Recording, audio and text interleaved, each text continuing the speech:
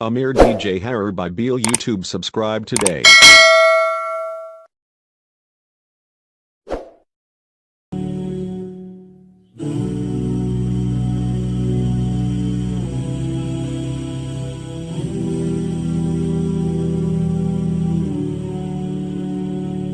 Ramadan ni dhufe baatiin araaramaa amatatti dhufa leenjisuuf muslimaa dirqama soomanuun arkaana islaamaa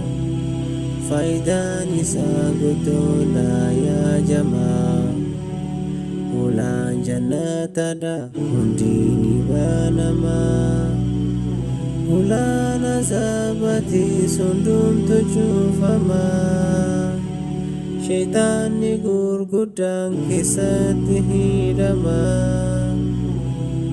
Galani ibadah dacadang godama Ramadani dufe muslimi gamada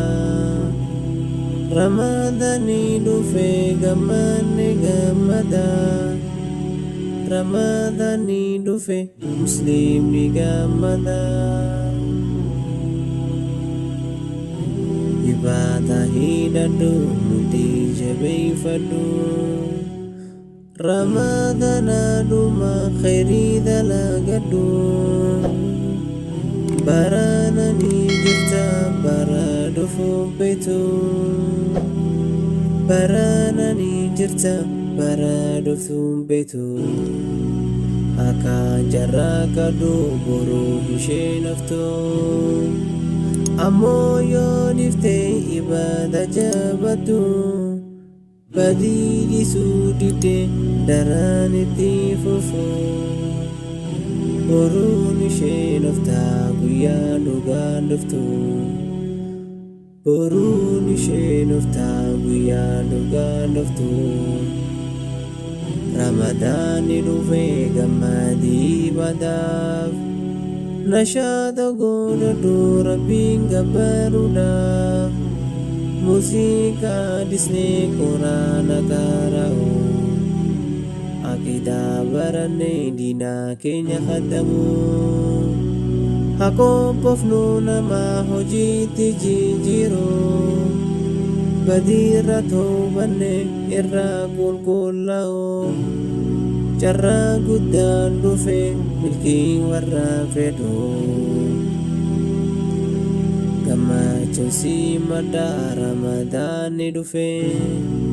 alhamdulillah kan itti nu gahe alhamdulillah kan itti nu gahe مرحبا يا رمضان ويا مرحبا بك يا رمضان